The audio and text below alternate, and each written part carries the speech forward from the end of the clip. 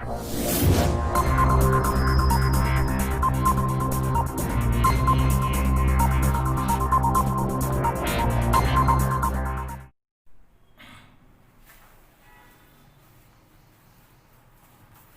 विद्यार्थी मित्रांनो, आज आपण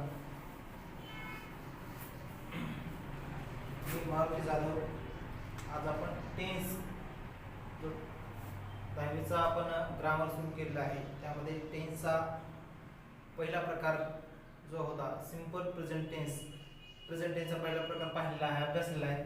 तर आज आपण त्या पुढचा जो लेक्चर आहे पुढचा प्रकार पाहूया, तो म्हणजे present continuous tense. Present continuous tense. या प्रेझेंट कंटिन्युअस टेन्सला आणखी दुसरेही नाव आहे. पहा, कंटिन्युअस टेन्सला प्रोग्रेसिव्ह टेन्स असे म्हणतात, किंवा इथे तुम्ही लिहू शकता प्रोग्रेसिव्ह किंवा इम्परफेक्ट टेन्स असं त्याला म्हटलं जातं. Imperfect tense. पण मराठीमध्ये याला मात्र चालू किंवा अपूर्ण वर्तमान काळ असं म्हणतात. चालू किंवा अपूर्ण वर्तमान काळ. आता या चालू किंवा अपूर्ण वर्तमान काळ जो आहे, म्हणजे काय किंवा कधी त्याचा उपयोग केला जातो आणि कसा केला जातो हे सुद्धा आपण अभ्यासूया. आता बघा, उदाहरणामध्ये एक एक्झाम्पल समजून घेऊया.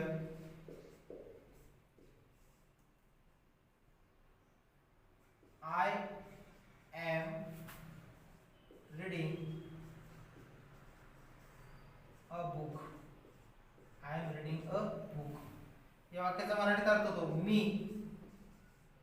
पुस्तक वाचत आहे. मी पुस्तक वाचत आहे. ठीक, या वाक्याचा अर्थ आहे मी पुस्तक वाचत आहे. आता या वाक्यावरून तुम्हाला लक्षात येत असेल, या वाक्यामध्ये क्रिया कोणती आहे? क्रिया म्हणजे काय? क्रियादर्शक शब्द, क्रियापद काय आहे? रीड हे क्रियापद आहे आणि क्रिया आहे वाचण्याची. मी पुस्तक वाचत आहे. वाचण्याची क्रिया वाचत आहे ही क्रिया चालू आहे, बरोबर आहे. वाचत आहे असं म्हटलेलं आहे. मी तुम्हाला शिकवत आहे. मी तुमच्याशी बोलत आहे. मी फळ्यावर लिहित आहे. I am writing on the board. I am talking with you. I am teaching English grammar. म्हणजे हे जे वाक्य आहेत किंवा जी क्रिया जर चालू असेल ती पूर्ण झाली नसेल म्हणजे अपूर्ण असेल, तर अशा वाक्यांचा काळ सांगण्यासाठी प्रेझेंट कंटिन्युअस किंवा प्रोग्रेसिव्ह किंवा इम्परफेक्ट टेन्सचा उपयोग केला जातो. तर त्यालाच मराठीमध्ये चालू किंवा अपूर्ण वर्तमान काळ असं म्हणतात.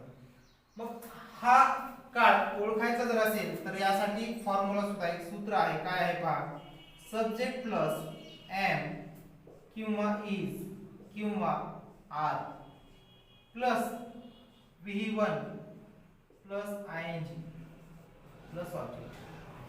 आता या ठिकाणी आपण पहा, खूप सोपं सूत्र आहे. जरी तुम्ही फॉर्म्युला हा जर लक्षात ठेवला तर तुम्हाला हा टेन्सचे स्ट्रक्चर जे आहे ते तुमच्या लक्षात येईल आणि तुम्हाला ओळखणं सुद्धा सोपं होईल आणि एका प्रकारामधून दुसऱ्यामध्ये त्याचं ट्रान्सलेशन करणं सहज सोपं जाईल. तर पहा, सब्जेक्ट यस म्हणजे सब्जेक्ट, त्यानंतर जर सब्जेक्टच्या नंतर कर्त्याच्या नंतर एम इज आर या तीन पैकी एक सहाय्यकारी क्रियापद टू बी चे सहाय्यकारी क्रियापद ते टू बी चे वर्तमान काळी सहाय्यकारी क्रियापद कोणते? पहा, एम इज आर. त्यात V1 म्हणजे क्रियापदाचं पहिलं रूप आणि याला जर क्रियापदाच्या पहिल्या रूपाला जर ING प्रत्यय असेल आणि त्यांचा ऑब्जेक्ट असेल तर ते वाक्य जे आहे प्रेझेंट कंटिन्युअस टेन्सचं वाक्य आहे असं समजून घ्यायचं. पहा, या ठिकाणी सब्जेक्ट काय आहे? आय. त्यानंतर एम इज आर तिन्ही पैकी एक आहे. एम आईच्या नंतर एमच सहाय्यकारी क्रियापद येतं. त्यानंतर रीड हे क्रियापद आहे, त्याला ING लागलेलं आहे आणि त्यानंतर ऑब्जेक्ट अ बुक आहे. तर अशा प्रकारे जर वाक्याची रचना असेल तर त्या वाक्यास काय म्हणायचे? Present continuous tense. आता दुसरं उदाहरण पाहूया. शी इज गोइंग, गो हे क्रियापद आहे, going to school, she is going to school. आता या वाक्यामध्ये पहा, शी काय आहे, सब्जेक्ट आहे, वाक्याचा कर्ता आहे.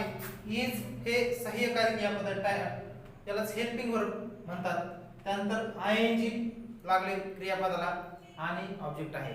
म्हणजे जर अशा प्रकारची जर वाक्याची रचना असेल तर त्या वाक्याला काय म्हणायचं आहे, प्रेझेंट कंटिन्युअस टेन्स.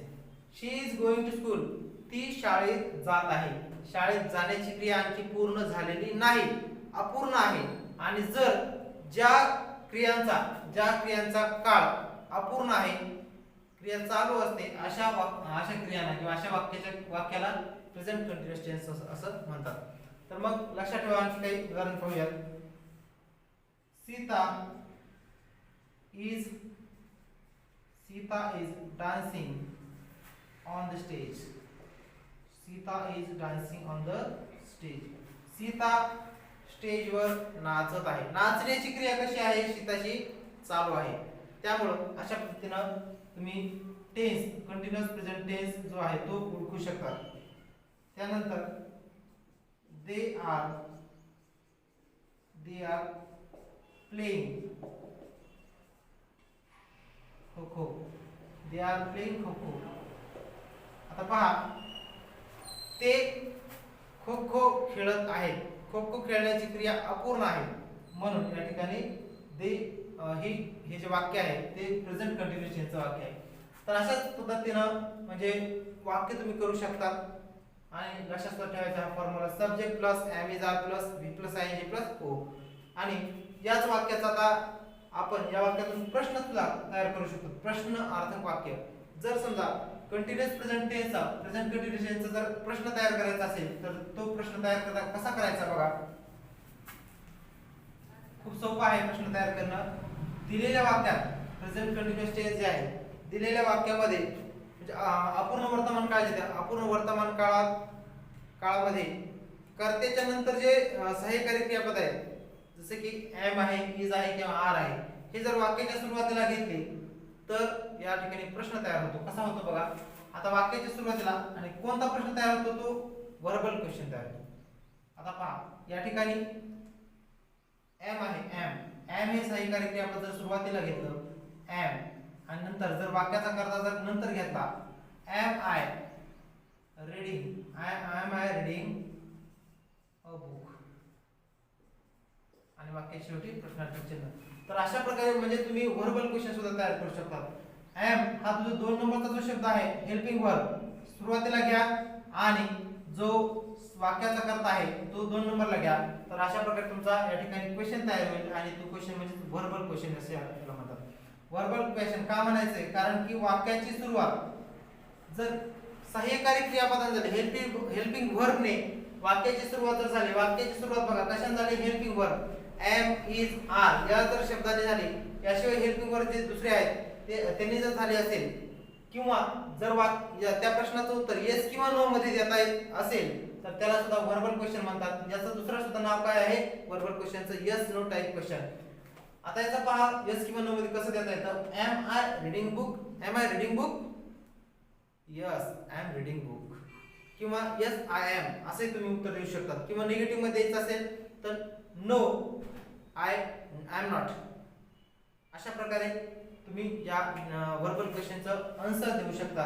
आणि त्याचं प्रश्नात बघा, म्हणजे वेगळं काही सांगण्याची गरज नाही. तुम्हाला जर क्वेश्चन तयार करायचं असेल तर हे तुम्हाला चांगल्या प्रकारे लक्षात राहील. पहा, 2 नंबर डबल एक सांगतो, दुसऱ्या वाक्याचं पाहूयात करून.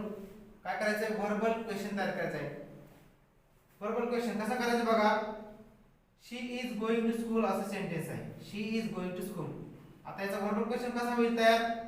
इज हे जे सहाय्यकारी क्रियापद आहे ते सुरुवातीला घ्या, इज. त्यानंतर 2 नंबरचा जो 1 नंबरचा जो शी हा सब्जेक्ट आहे, 2 नंबरला काय शी इज.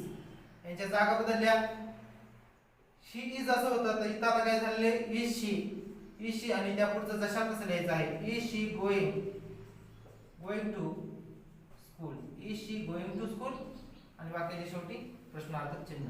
म्हणजे अशा पद्धतीने खूप सोपे हे प्रश्न तुम्ही तयार करू शकता. आता पुढचे वाक्य काही पाहूया. या म्हणजे अशा पद्धतीनं तुम्ही वेगवेगळे प्रश्न या प्रेझेंट कंटिन्युअस टेन्सचे करू शकता.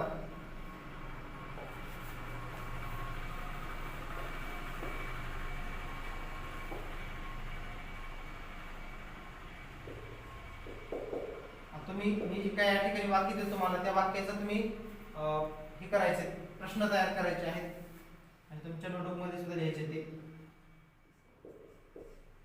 he is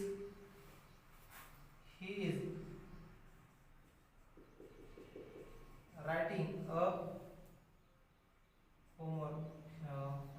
a poem. He is writing a poem. त्यानंतर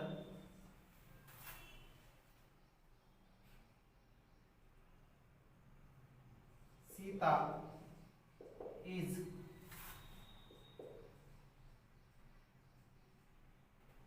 is working in the farm. Sita is working in the farm. Sita ही शेतात काम करत आहे. ही इज रायटिंग पोएम, तो कविता लिहित आहे. म्हणजे वाक्याच्या क्रिया ज्या आहेत त्या अपूर्ण आहेत, चालू आहेत, म्हणून यांना चालू किंवा अपूर्ण वर्तमान काळ असं म्हणतात. तर या सर्व दिलेले जे वाक्य आहेत त्यांची तुम्ही प्रॅक्टिस करायची आणि त्याचा प्रश्न तुम्ही तयार करायचा आहे. त्यानंतर आता पहा प्रेझेंट कंटिन्युअस टेन्स जो आहे त्या प्रेझेंट कंटिन्युअस टेन्सचा आपल्याला निगेटिव्ह सेंटेन्स कसं तयार करता येईल. निगेटिव्ह म्हणजे नकारदर्शक वाक्य जर करायचं असेल, होकारदर्शक तर नकारदर्शक वाक्य निगेटिव्ह सेंटेन्स कसं करायचंय बघा. हे सुद्धा खूप सोपं आहे. जर तुम्हाला या ठिकाणी दिलेले वाक्य जे आहे त्या वाक्यामध्ये सहाय्यकारी क्रियापद आहे दिलेले, त्या सहाय्यकारी क्रियापदानंतर जर नॉट वापरलं तर तुमचं निगेटिव्ह सेंटेन्स होतं, नकारदर्शक वाक्य होतं. आता कसं या ठिकाणी सहाय्यकारी क्रियापद काय आहे, इज आहे. इथं काय आहे, इज आहे.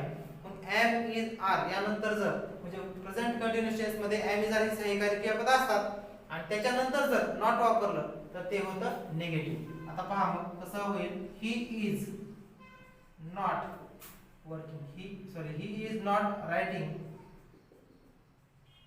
A poem. He is not writing poem. तर अशा प्रकारे तुमचं या ठिकाणी निगेटिव्ह सेंटेन्स सुद्धा होऊन जाईल. त्यानंतर पहा दुसरं वाक्य, Sita is working in the farm. याचं निगेटिव्ह कसं होईल, Sita is not working. Sita is not working in the farm. अशा प्रकारे तुम्हाला म्हणजे या वाक्यांचे पॉझिटिव्ह आणि निगेटिव्ह सुद्धा सेंटेन्स तुम्हाला करता येतात. आणि असेच आणखी काही वाक्य प्रॅक्टिस करूयात आपण.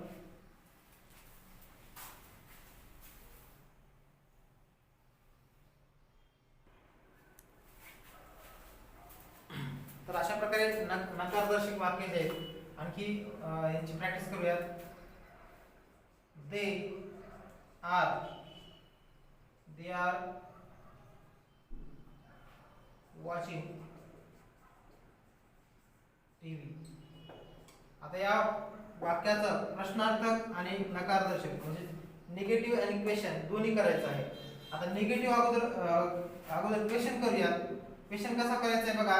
वाक्याच्या सुरुवातीला जे सहाय्यकारी क्रियापद दिले ते घ्यायचे आर, आणि आर हे घेत असताना कधीही वाक्याची सुरुवात कॅपिटल लेटरने करायची. इथं जरी स्मॉल असलं तरी वाक्याच्या सुरुवातीला आर येत आहे म्हणून इथं आर हे कॅपिटल पाहिजे. आणि हे 2 नंबरला झालंय सब्जेक्ट, त्यामुळे इथं टी जे आहे ते स्मॉल मध्ये लिहायचं तुम्ही. हे जे नियम आहेत हे सुद्धा खूप फॉलो करणं गरजेचं आहे. शुद्ध लेखनाचे नियम आहेत. आणि आपल्याला punctuation use and punctuation mark जे आहेत हे हा चॅप्टर पाहायचा, त्यावेळेस मात्र हे तुम्हाला सर्व रूल्स सांगणार आहे. आणि आतापासून तर म्हणजे लक्षात घ्यायचे ते आर दे सुरुवातीला काय घेतलं आपण, हेल्पिंग वर्ब सुरुवातीला घेतले आणि वाक्याचा करता शेवट 2 नंबर घेतलाय. Are they watching TV. अशा प्रकारे हा काय झालेला आहे या ठिकाणी, आर दे वॉचिंग टीव्ही आणि वाक्याच्या शेवटी प्रश्नार्थक चिन्ह. तर आर दे वॉचिंग टीव्ही हे या ठिकाणी क्वेश्चन झालेला आहे. आणि कोणता क्वेश्चन पण व्हर्बल क्वेश्चन. त्यानंतर आता याच वाक्यात आपल्याला निगेटिव्ह करायचं आहे. निगेटिव्ह कसं होईल बघा, नकारदर्शक. They are not watching a TV. They are not watching TV. अशा पद्धतीनं तुम्ही क्वेश्चन आणि निगेटिव्ह दोन्ही प्रेझेंट कंटिन्युअस टेन्सचा करू शकतात. आता बऱ्याच जणांना असंही प्रॉब्लेम होतो की काही सहाय्यक हे जे दिलेले सहाय्यकारी क्रियापद आहेत एम, इज आणि आर कोणत्या ठिकाणी वापरायचे. आता एम हे सहाय्यकारी क्रियापद आहे कोणत्या कर्त्यानंतर किंवा कोणत्या सब्जेक्ट नंतर वापरतात. तर लक्षात ठेवा जर समजा आय हा सब्जेक्ट असेल आय तर त्या आयच्या नंतर फक्त आयच्या नंतर एम हे सहाय्यकारी क्रियापद वापरायचं आहे आणि दुसऱ्या कोणत्याही कर्त्यानंतर म्हणजे एम वापरत नाही. फक्त आणि फक्त आयच्या नंतरच काय वापरायचंय एम वापरायचंय. त्यानंतर इज हे सहाय्यकारी क्रियापद कुठे वापरायचे बघा. तर बरेच जण या ठिकाणी म्हणजे ज्याला कन्फ्युज होत नाही तरी सुद्धा बघा तृतीय पुरुषी एकवचनी जे करते थर्ड पर्सन सिंग्युलर त्यांच्या नंतर इज वापरतात. ही असेल, शी असेल, इट असेल किंवा कोणतेही नाम असतील तृतीय पुरुषी ही राम, श्याम, सीता, गीता हे एकवचनी जर असतील तर त्यांच्या नंतर काय वापरायचंय इज. त्यानंतर अनेक वचनी जे करते आहेत अनेक वचनी असतात जसं की दे आहे, वी आहे किंवा यू सुद्धा हे अनेक वचनी जर करते असतील तर त्यानंतर काय वापरायचंय आर. किंवा याच्याशिवाय अनेक वचनी करते असतील समजा आता बर्ड या ठिकाणी शब्द आहे BIRD बर्ड हे या ठिकाणी एकवचनी नाम आहे पण एकवचनी आहे मग याच्यानंतर इज वापरायचं का आर वापरायचं. इथं या ठिकाणी बघा या ठिकाणी बर्ड एकवचन आहे त्यामुळं बर्ड इज असेल आणि जर याच ठिकाणी BIRDS बर्ड्स असं जर असेल तर या ठिकाणी आर असं तुम्हाला म्हणजे बदल करायचा आहे. किंवा बॉय BOY बॉय जर असेल करता तर काय घ्यायचं आहे इज घ्यायचं आहे आणि बॉयज असतील तर या ठिकाणी अनेक वचन झालं प्लुरल झालं त्यामुळे या ठिकाणी आर हे सहाय्यकारी क्रियापद आपल्याला घ्यायचे आहे. मग अशा प्रकारे एम, इज आणि आर हे सहाय्यकारी क्रियापद जे आहे कोणत्या कर्त्यानंतर सब्जेक्ट नंतर वापरतात ते सुद्धा आपल्याला माहित असणं गरजेचं आहे. तर अशा पद्धतीने आपण हा टेन्सचा प्रेझेंट टेन्सचा दुसरा जो प्रकार आहे तो पाहिलेला आहे. प्रेझेंट टेन्सचं डबल एकदा नाव सांगतो. प्रोग्रेसिव्ह टेन्स असे म्हणतात आणि त्याला इम्परफेक्ट असे म्हणतात. इम्परफेक्ट कारण तो अपूर्ण आहे म्हणून. आता या प्रेझेंट टेन्सचा जो तिसरा प्रकार आहे तो आपण पाहणार आहोत. तिसरा प्रकार आपण पाहूया त्याचं नाव आहे perfect present tense. Present perfect tense म्हणजे त्याला पूर्ण वर्तमान काळ असंही म्हणतात. पूर्ण वर्तमान काळ. तर सर्वांनी लक्ष ठेवा तिसरा प्रकार प्रेझेंट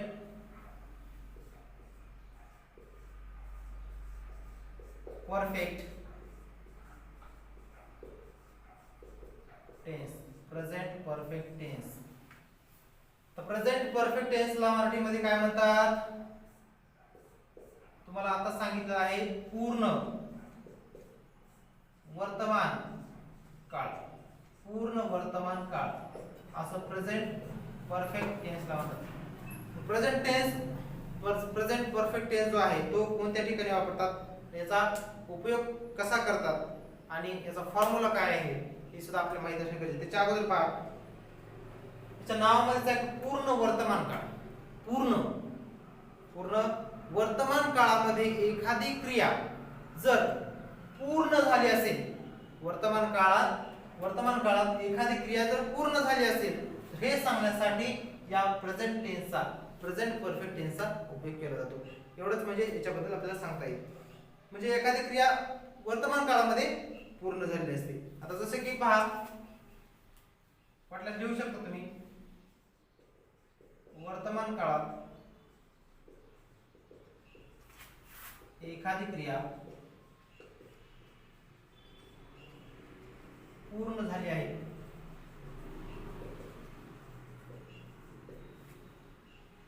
हे सांगण्यासाठी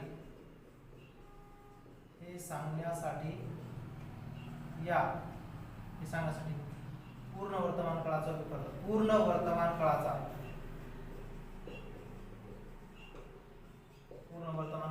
उपयोग करतात. पूर्ण वर्तमान काळाचा उपयोग केला जातो कधी एखादी क्रिया वर्तमान काळात एखादी क्रिया पूर्ण झाली आहे हे सांगण्यासाठी. आता याचा फॉर्म्युला पहा सब्जेक्ट प्लस हॅव किंवा has plus V3 plus object. आता सब्जेक्ट तर सर्वांना माहितीच आहे. सब्जेक्ट प्लस हॅव किंवा has plus V3 plus object याचा उपयोग आता कुठे करायचा हे आपण पाहूया.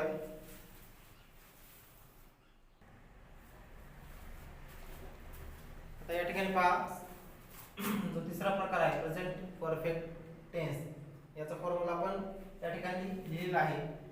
तर काय आहे सब्जेक्ट प्लस हॅव किंवा has plus V3 plus object. मग या फॉर्म्युल्यानुसार सेंटेन्स पाहूयात. For example I have written a letter. I have written a letter. म्हणजे याचा अर्थ मी पत्र लिहिले आहे. मी पत्र लिहिलेले आहे. तर मग क्रिया जी आहे पत्र लिहिण्याची ती काय झालेली आहे पूर्ण झाली आणि आपण प्रेझेंट परफेक्ट टेन्स जो आहे त्याच्याबद्दल त्याची व्याख्या काय लिहिली वर्तमान काळात एखादी क्रिया पूर्ण झाली आहे असा किंवा आहे हे सांगण्यासाठी पूर्ण वर्तमान काळाचा उपयोग करतो. आता ही क्रिया काय झाली I have written a letter. मी पत्र लिहिलेले आहे. मी पत्र लिहिले आहे किंवा लिहिलेले आहे. पत्र लिहिण्याची क्रिया होती आणि ती कशी झालेली पूर्ण. मग ज्यावेळेस अशा वाक्यात आपल्याला सांगायचं असतं त्यावेळेस प्रेझेंट परफेक्ट टेन्सचा उपयोग करतात. त्यानंतर पुढचं वाक्य पहा ही हॅज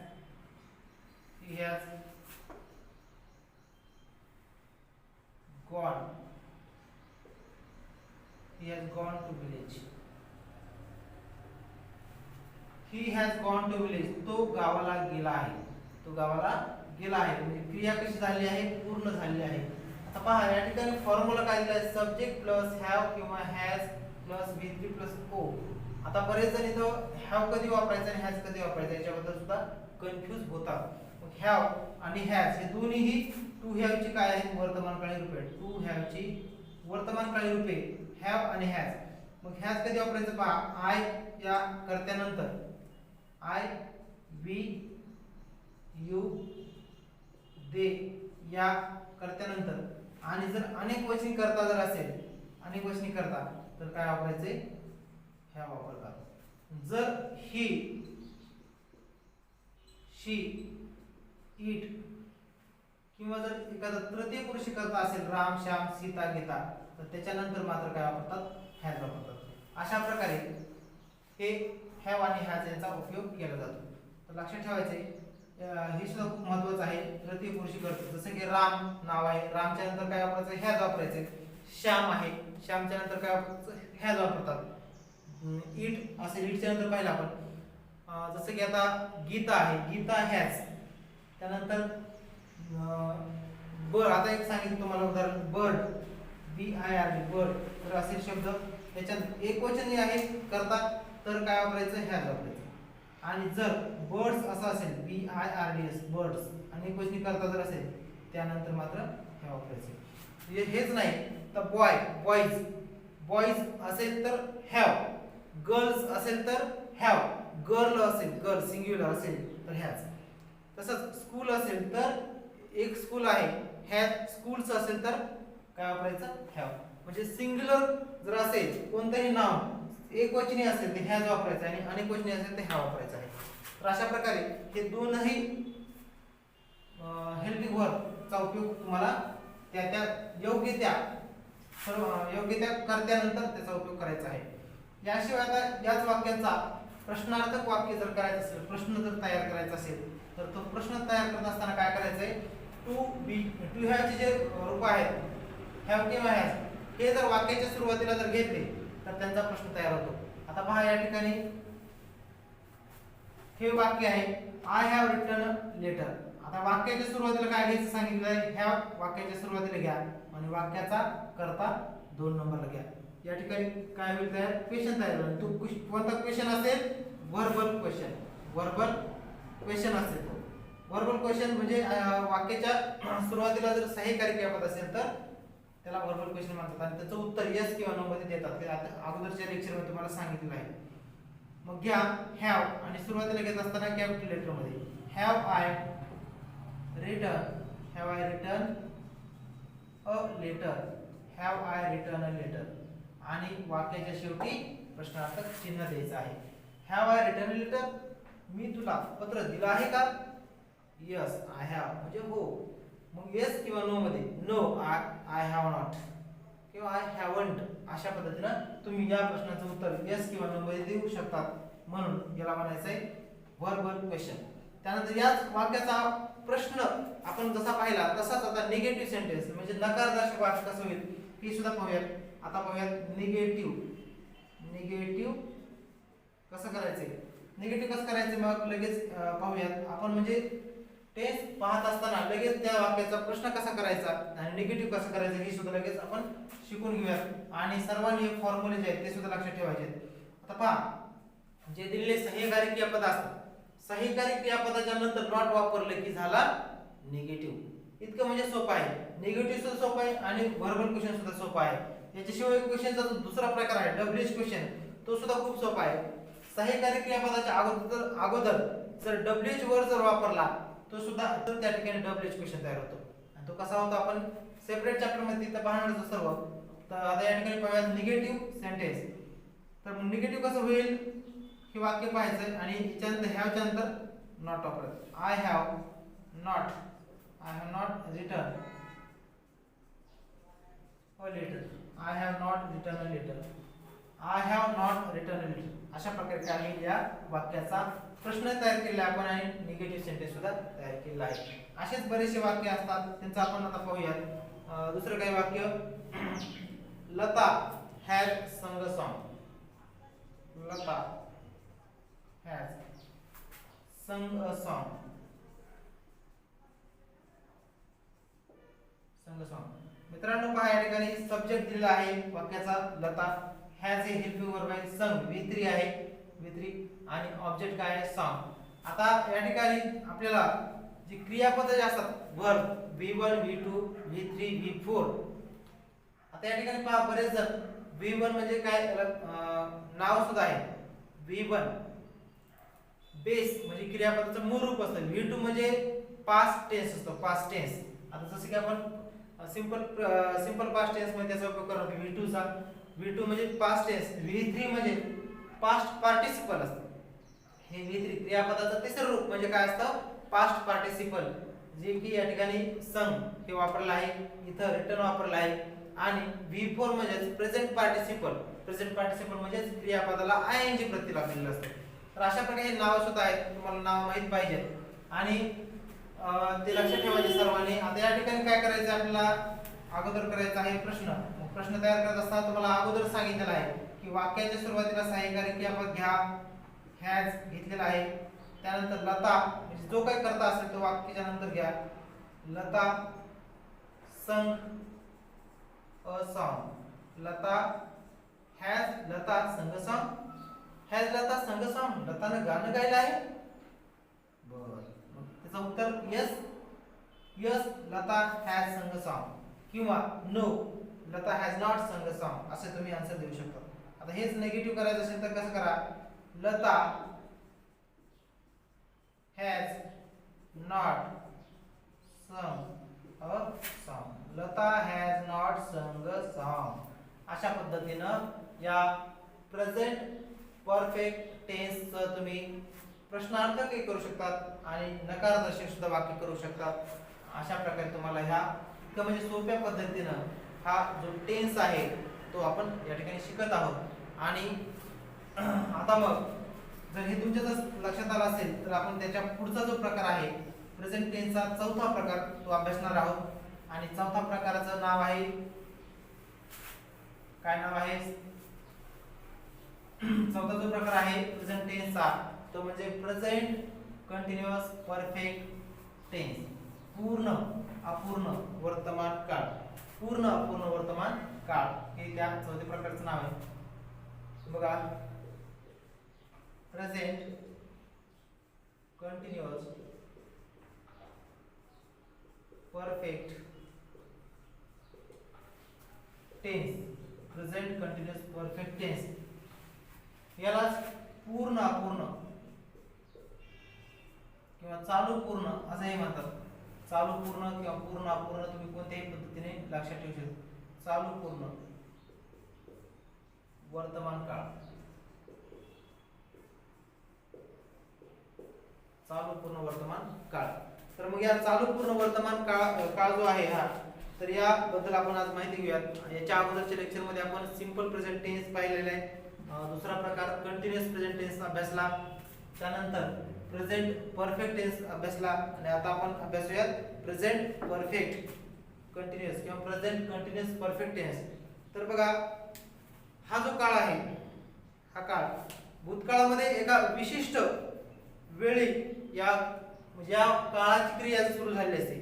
भूतकाळात एखाद्या विशिष्ट वेळी क्रिया सुरू झालेली असते आणि ती क्रिया आणखीही तशीच चालू असते आणि पुढे सुद्धा ती किती दिवस चालेल म्हणजे चाललेली असते.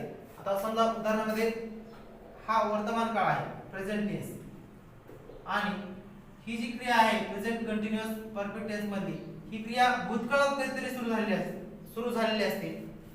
भूतकाळापासून सुरू आहे, आता सुद्धा ती क्रिया कशी आहे, चालूच आहे आणि ती पुढे ती तशीच चालू राहणार आहे. म्हणजे अशा प्रकारे भूतकाळापासून ही क्रिया चालू असते, वर्तमान काळापर्यंत आलेली आहे आणि तशीच ती भविष्य काळाकडे म्हणजे पुढे चालू राहणार आहे. अशा वाक्यांचा काळ जो असतो तो असतो प्रेझेंट कंटिन्युअस परफेक्ट टेन्स. आता पहा, इंग्रजी मी आता एक एक्झाम्पल घेतो, हे कोणतंही उदाहरण घेतो मी, जसं की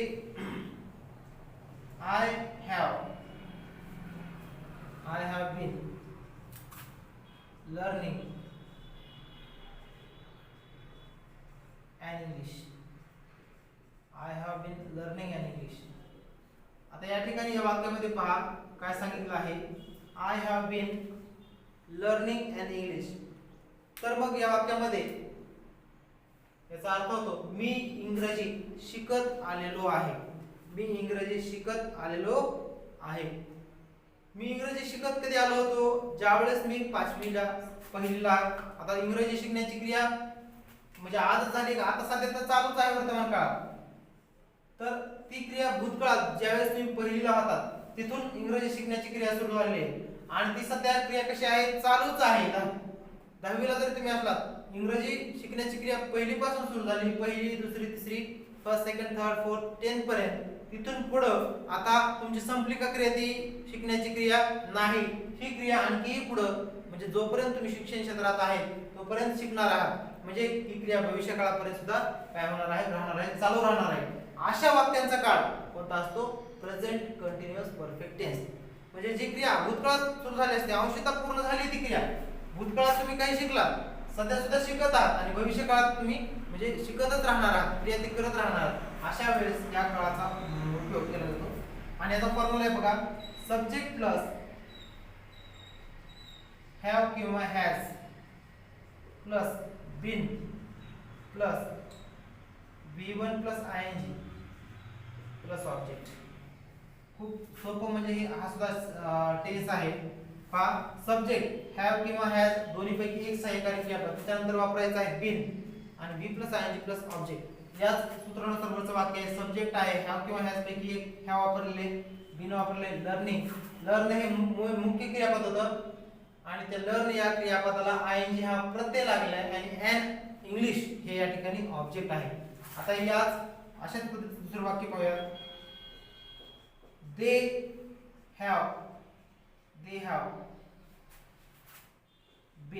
have been working in farm.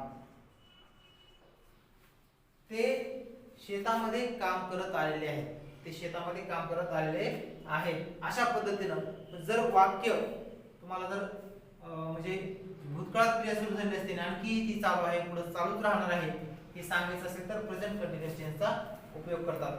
तर पुढे पहा, आणखी वाक्य पाहूया, सीता हॅज बीन रीडिंग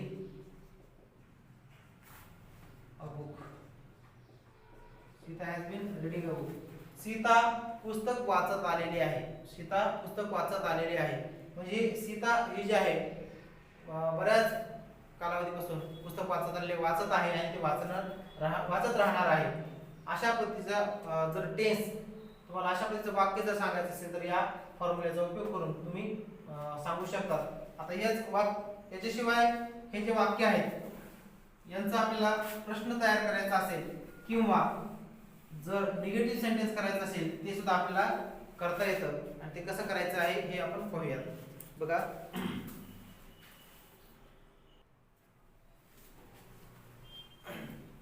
मित्रांनो बघा, प्रेझेंट कंटिन्युअस परफेक्ट टेन्स हा जो आहे या टेन्सचा टेन्सचे निगेटिव्ह आणि इंटरोगेटिव्ह क्वेश्चन कशा प्रकारे तयार होतात बघा. आता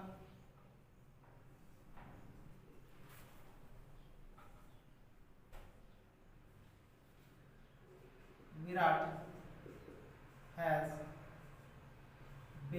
has been playing a cricket. Virat has been playing a cricket.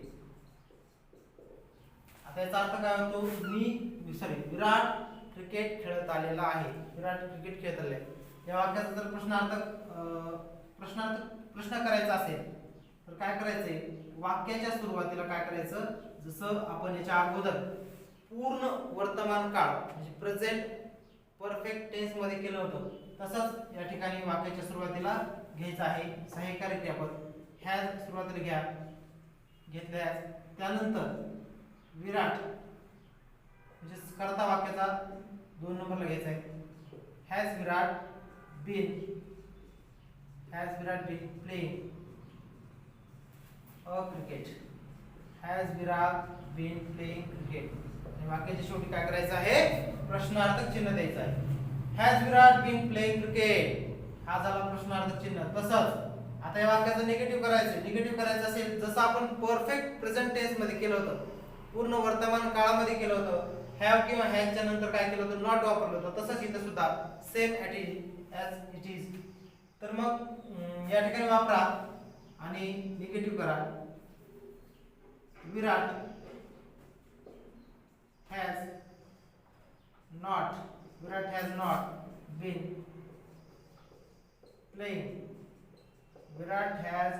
Bin playing a cricket. वाक्य शेवटी काय करायचं आहे? पूर्णविराम द्यायचा आहे या ठिकाणी, कारण हे वाक्य निगेटिव्ह सेंटेन्स आहे म्हणून. विराट हॅजच्या नंतर काय केलं आपण? नॉट वापरला आहे आणि इथं प्रश्नार्थक चिन्ह विचारलं आहे. तर अशा पद्धतीनं म्हणजे तुम्ही प्रश्न तयार करू शकता. तर त्यानंतर दुसरं सेंटेन्स पाहूयात. म्हणजे बरेचसे जे हे आहेत वाक्य त्याचा तुम्ही प्रश्न तयार करू शकता आणि निगेटिव्ह सेंटेन्स सुद्धा करू शकता. तर त्यापुढे लिहा, स्टुडंट्स have been learning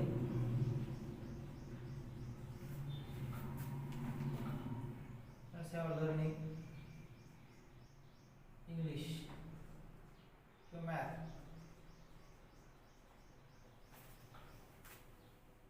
तर याचं सुद्धा तुम्ही अशाच पद्धतीने काय करू शकता? वाक्य करू शकता. प्रश्नार्थक चिन्ह प्रश्न करायचा आहे अगोदर आपल्याला. Have students been learning the maths. वाक्याच्या शेवटी प्रश्नार्थक चिन्ह. त्यानंतर नकारार्थी करायचं असेल निगेटिव्ह. स्टुडंट्स हॅव च्या नंतर काय वापरायचं आहे? निगेटिव्ह करायचं आहे, त्याच्यामुळं नॉट वापरायचं आहे. नंतर students have not been learning the math. अशा प्रकारे तुम्हाला हे सर्व जे दिलेले सेंटेन्स आहेत या सेंटेन्स मध्ये म्हणजे जर काही विचारलं तुम्हाला प्रेझेंट टेन्स मध्ये एकूण किती प्रकार आहेत? 4 प्रकार आहेत आणि त्या चारही प्रकारचं एकमेकांमध्ये रूपांतर असेल किंवा टेन्स ओळखणं असेल, आयडेंटिफाय द टेन्स असेल, अशा पद्धतीचे प्रश्न तुम्हाला विचारले जातात. आणि म्हणून मग त्या सर्व प्रकारांचं आपल्याला टेन्स हे करता आलं पाहिजे, बदल करता आला पाहिजे, प्रश्न तयार करता आला पाहिजे. याशिवाय निगेटिव्ह सेंटेन्स सुद्धा तुम्हाला कधी कधी करायला सांगतात. आणि त्यामुळं सर्वांनी हा जो व्हिडिओ आहे नीट लक्ष देऊन पहा. तुम्हाला जर तुम्ही हा लक्ष देऊन व्हिडिओ पाहिला तर तुम्हाला त्याच्याबद्दल काही म्हणजे अडचण राहणार नाही. आणि तुम्हाला कसल्याही प्रकारचं वाक्य जर विचारलं तर ते सोडवता येईल. तर अशा प्रकारे आपण जो प्रेझेंट कंटिन्युअस परफेक्ट टेन्स हा आहे या ठिकाणी पाहिलेला आहे. आता याच्यावर प्रश्न कसे असतात म्हणजे डबल एकदा रिवाइज करतो तुम्हाला. प्रेझेंट टेन्सचे किती प्रकार आहेत बघा. प्रेझेंट टेन्सचे एकूण चार प्रकार आहेत.